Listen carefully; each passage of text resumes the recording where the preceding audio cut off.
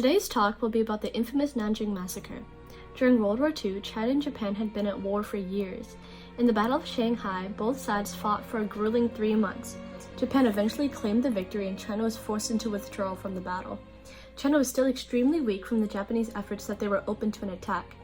On December 13, 1937, the Japanese commanding general Mystic-bunnii realized this and tried to capture Nanjing. Many Japanese troops agreed with this as to take revenge on the Chinese for those that they lost during the exhausting Battle of Shanghai. This is the start of the event that is now called the Nanjing Massacre, or otherwise known as the Rape of Nanking, in order to end the war between both sides. This event is famous as one of the worst war atrocities ever committed due to the sheer amount of looting, arson, murder, and rape amongst the Nanjing citizens. The Japanese would loot any citizens' homes and pockets as they pleased, often clearing out any and everything that they had, including mattresses, photographs, food, cars, chairs, rugs, everything, with the intention of making the family's life as uncomfortable as possible. These incidents were also often violent as well, with much furniture being broken and smashed and families brutally assaulted and even killed. They often didn't have the means to resist, so Japanese soldiers saw that they were free to take anything that they wanted. Arson was also a big portion of the destruction of the city. 1/3 of the city was demolished by fires. They would torch homes and the newly built buildings, leaving citizens with nowhere to live and supplies to live from the lootings. But the worst of this battle came from the amount of violence and rape that went on. Most victims were civilians, including children and the elderly. The Japanese soldiers eliminated anyone that they saw, usually with bayonets and machine guns. However, instead of making it a quick death, with women they'd usually rape and torture them before putting an end to their misery.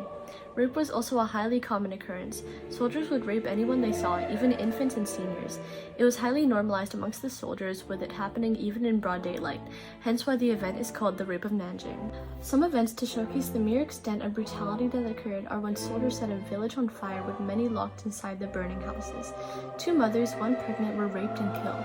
The first mother had her 2-year-old child ripped out of her hands and thrown into the flames, and the other had her stomach sliced open and the fetus torn out as a form of fun for the officers.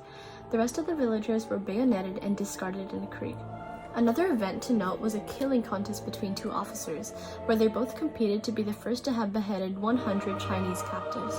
But when they realized they had both already surpassed the goal, they raised it to 150 heads.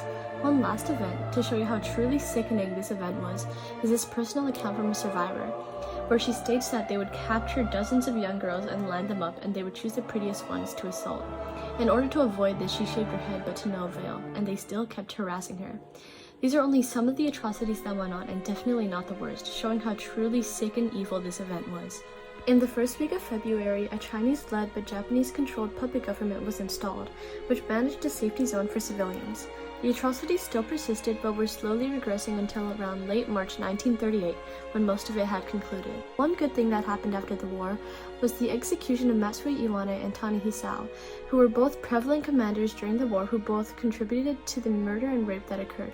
Not only them, but also several other soldiers in the participating army. The Nanjing Massacre had many effects as aforementioned, like mass destruction of the city, murder, and rape. These all obviously had serious mental effects on the surviving victims, as many had to see family die in horrible ways or even experience these cruelties themselves, leaving most if not all severe PTSD. Many refugees were even afraid to return back to China, even if it was near the end of the battle and it was mostly safe. But I believe that the most prevalent effect from this war is the still standing tensions between China and Japan. Japan has still not acknowledged this event, saying that it was over-exaggerated or even completely made up.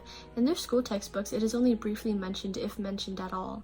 China has never been giving a proper apology, and due to this, there are still high tensions between the 2 countries and their citizens. It is important to remember this event to honor the victims and survivors for all the hardship they had to endure, and to ensure that an event like this will never happen again. Anyways, we have reached the end of Mary's talk show. Thank you for listening and tune in next time. Toodles!